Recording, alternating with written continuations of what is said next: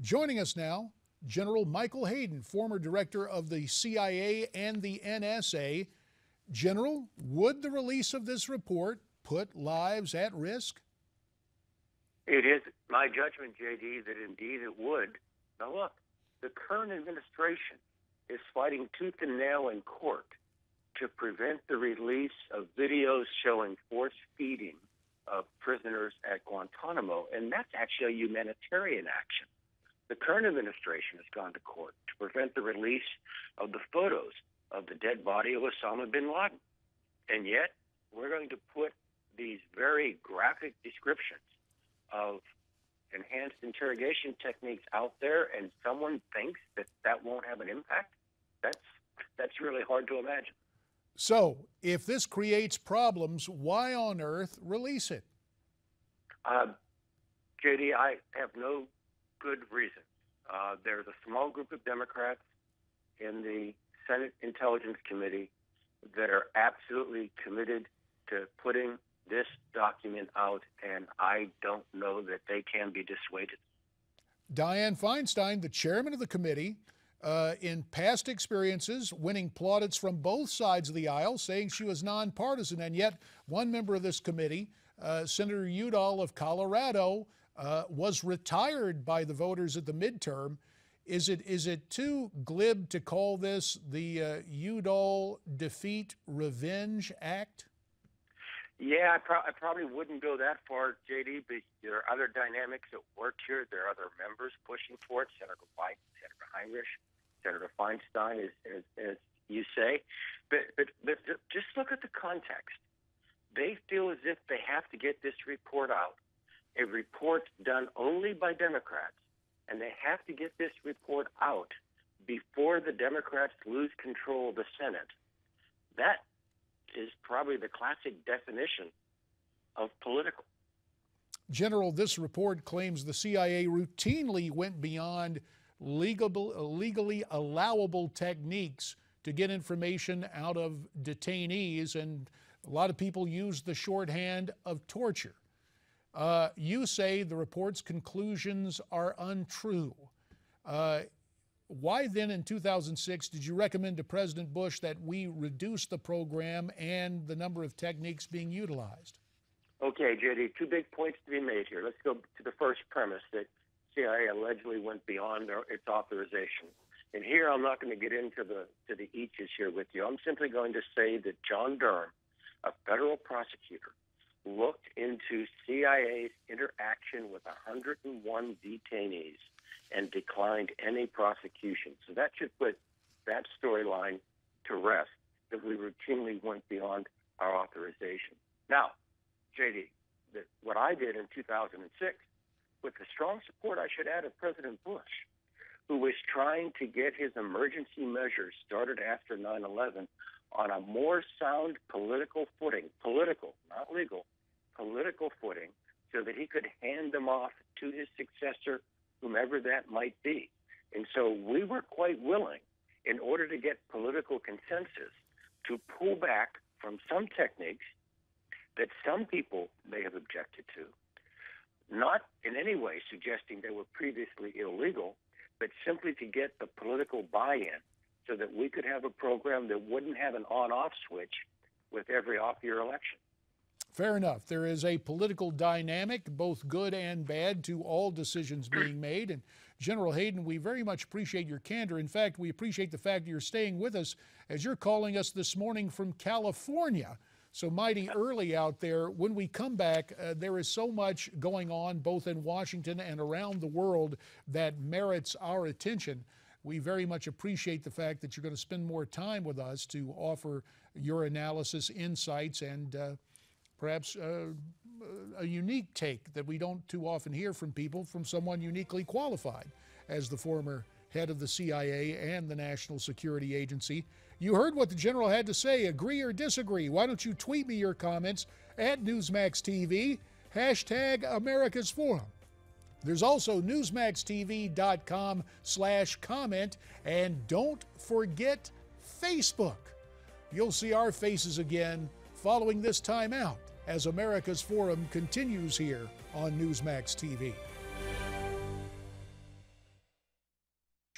General Michael Hayden remains with us to continue the conversation as he's joining us on phone, via telephone from California. Mike, the impact of the release of this report, we talked about some domestic concerns, but what might this mean for some of our allies overseas? JD, we do a lot of things with friends, and let's be very candid. A lot of these things are edgy. They're not illegal, but they have a pretty high political risk quotient attached to them. And so when you get into a relationship with a partner and you ask them to do something on your behalf or to cooperate with you, you're giving them a really powerful commitment of your discretion. And now this report is going to come out, and although not going to name the countries that may have been involved with us in this program, there are those people who think they know what countries were involved that will then use the data in this report. You and I have already discussed that it's not accurate, but they will treat it as accurate, treat it as the historical record, and cause great problems for countries who are friends of the United States. And JD, we suggested earlier, but this is important. What CIA officer in the future, after this, after having been indicted and convicted in absentia, is going to raise his hand in the future and say, you know, this is kind of an odd idea, might be a little edgy, but I've been thinking.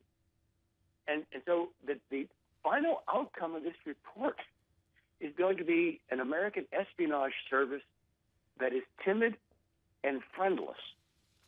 And that really is a danger to the United States.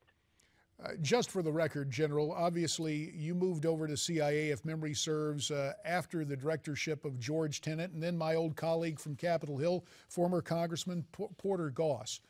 To your knowledge, did the CIA ever mislead President Bush or the Bush administration? No, not.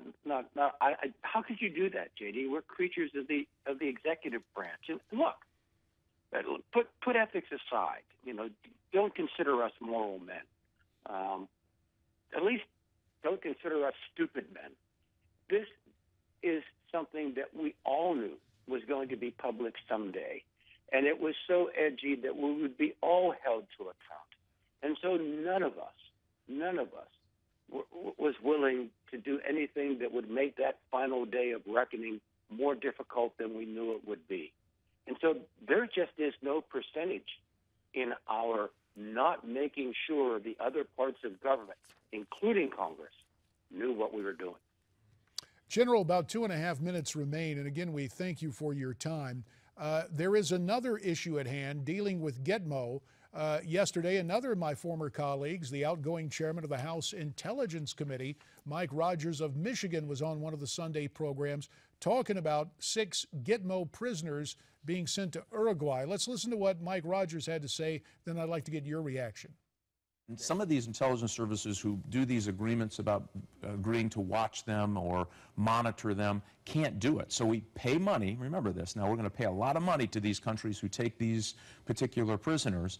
That's not their culture, that's not where they're from, and these services or law enforcement or intelligence services are supposed to monitor these people. What we have found in the past is it doesn't work very well. I don't think that surprises anybody. So with 1.5 minutes remaining, these 6 sent from Gitmo to Uruguay, are they going to remain outside the orbit of terror groups and stay there in South America? As Chairman Rogers points out, these are always difficult questions, and the answers finally in the details. What have the Uruguayans agreed to do? What are they capable of doing? What is the character of these people? What do we think about the odds of recidivism with regard to each individual in the group of 6? JD, we in the Bush administration pushed more people out the door at Guantanamo than the Obama administration did, and we made mistakes. The recidivism rate, depending on how you count it, runs from about 1/4 to 1/3. So there's always a danger here. But I have to admit, we had the same policy too, that we wanted to reduce the population at Guantanamo. The whole question of Gitmo, 30 seconds, should it remain open?